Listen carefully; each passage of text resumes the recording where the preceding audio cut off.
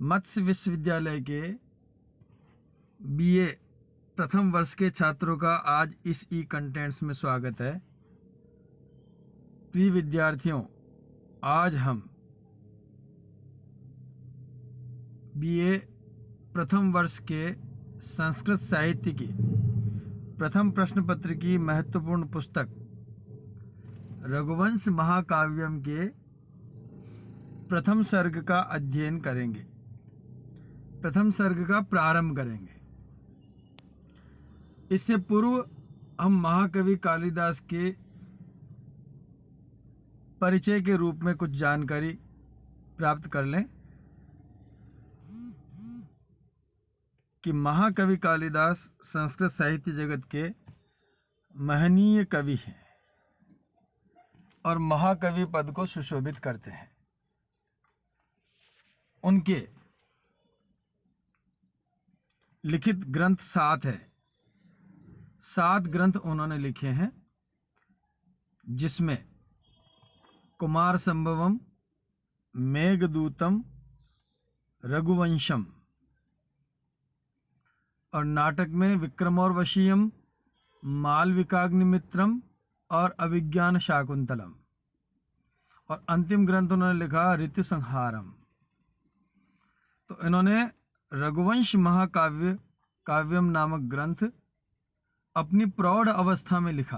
प्रौढ़ अवस्था का मतलब है कि उन्होंने पहले अन्य साहित्य रचे, लेकिन भाषा संरचना, विषय वस्तु का प्रस्तुतिकरण और रसपेशलता इत्यादि गुणों के कारण अभी ये रघुवंश महाकाव्यम उनके प्रौढ़ ज्ञान का परिचायक ग्रंथ है।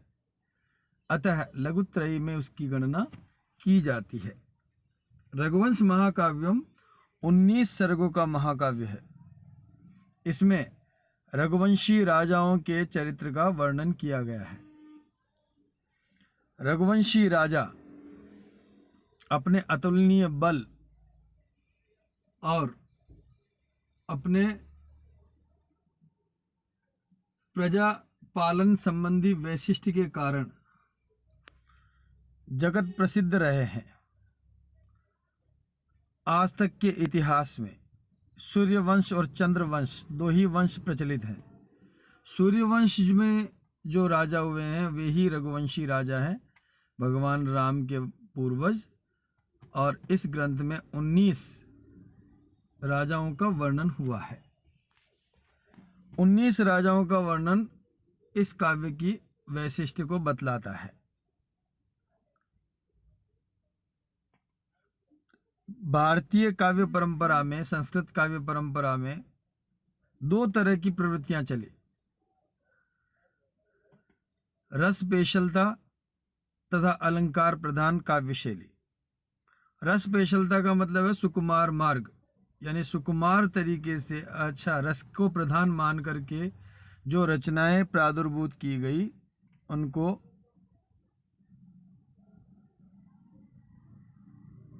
सुकुमार मार्ग की रचनाएं कहा गया। और जिसमें केवल अलंकार प्रधान हो, कथानक छोटा हो, लेकिन उसका वर्णन अलंकारों के कारण बहुत विस्तृत कर दिया गया हो, ऐसी रचनाओं को हम कहते हैं अलंकृत शैली।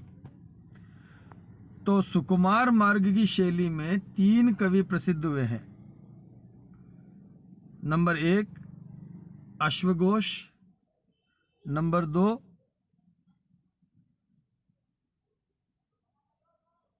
वाल्मीकि, नंबर 3 महाकवि कालिदास। इन्होंने रस को मुख्य माना, उसके आधार पर काव्य की रचना की उन्होंने। तो रस ही उनके लिए मुख्य था, उसके आधार पर काव्य की रचना करना उनके लिए सर्वश्रेष्ठ कार्य बना। अतः इनके काव्य कालजयी बने और सर्वत्र प्रसिद्ध हुए। सर्वप्रथम उन्हीं के आधार पर इस महाकाव्य में श्रृंगार रस की उन्होंने परिपाक किया और श्रृंगार रस के आधार पर ही अपनी इस काव्य शैली को उन्होंने प्रोत्साहित किया, परिमार्जित किया। तो इसमें 19 रघुवंशी राजाओं का वर्णन, जिसमें भगवान राम का भी वर्णन, उनके पूर्वज दशरथ का वर्णन और अन्य राजाओं का वर्णन, उसकी विशिष्टता है। इसलिए इस काव्य को विश्व में अमर माना गया है। इसी का काव्य का हम जो है आज अध्ययन करेंगे। कालिदास जी, महाकवि कालिदास के विषय में अनेक किंवदंतियां हैं, अनेक कथानक है, अनेक जो है उपरूपक है, दंत कथाएं प्रचलित है कि वो ऐसे थे, इस तरह के प्रसिद्ध थे, इस तरह की क्रियाएं करते थे। इस रूप में महाकवि कालिदास के जीवन के बारे में कुछ कुछ आभासित कथानक प्रतीत होते हैं, जिसमें केवल और केवल उनके जीवन की विभिन्न घटनाओं को वर्णन किया जाता है कि वो जन्म से मूर्ख थे और बाद में काली की उपासना से उन्होंने अथाह ज्ञान को प्राप्त किया, इसीलिए उनका नाम कालिदास ऐसा प्रसिद्ध हुआ। और उनकी पत्नी जो है वो विदुषी थी, उन्होंने उनको जो है धक्का दिया, कहा कि जब तक विद्वान नहीं हो जाते तब तक आप मेरे पास नहीं आएंगे।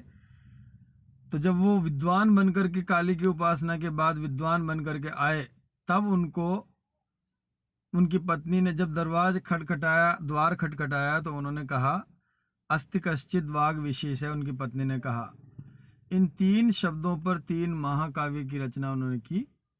इन 3 पदों पर, पत्नी के प्रथम 3 संस्कृत के पदों के आधार पर उन्होंने 3 महाकाव्यों की रचना की। तो वाग विशेष से उन्होंने एक ग्रंथ का निर्माण किया जिसका नाम है रघुवंश महाकाव्यम।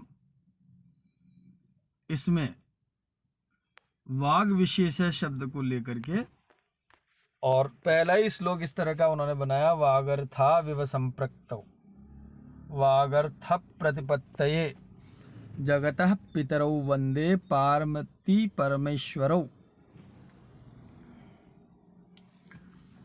इस श्लोक को पढ़ने से पूर्व हम इसके पदों को अलग अलग कर लेते हैं ताकि प्रत्येक पद का हमें ज्ञान हो सके और अन्वय अर्थ प्राप्त हो सके। दोबारा मंत्र श्लोक इस तरह से बोल रहा हूं, वागर्था विव संप्रक्तौ वागर्थ प्रतिपत्तये जगतः पितरौ वंदे पार्वती परमेश्वरौ।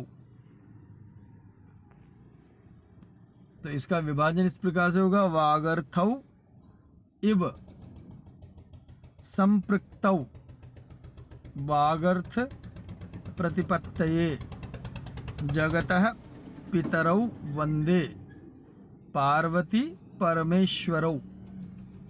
एक बार पुनः, वागर्थौ इव संपृक्तौ वागर्थ प्रतिपत्तये जगतः पितरौ वंदे पार्वती परमेश्वरौ।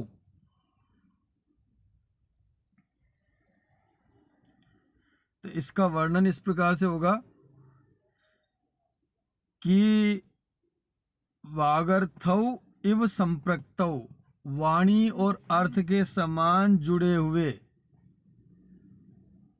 जगतः पितरौ, इस संसार के जो माता पिता है ऐसे, पार्वती परमेश्वरो, पार्वती और परमेश्वर की, वंदे, मैं महाकवि कालिदास वंदना करता हूँ।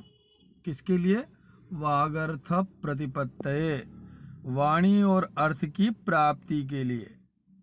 वाणी और अर्थ की प्राप्ति के लिए मैं इस जगत के स्वामी पार्वती और परमेश्वर की वंदना करता हूँ। एक बार पुनः अर्थ इस प्रकार है, वाणी और अर्थ जिस तरह से परस्पर मिले हुए हैं, उसी तरह से जो परस्पर संयुक्त है, संपृक्त है, पार्वती और परमेश्वर जो कि जगत के माता पिता है, उनकी मैं कालिदास वंदना करता हूँ। किसके लिए करता हूँ?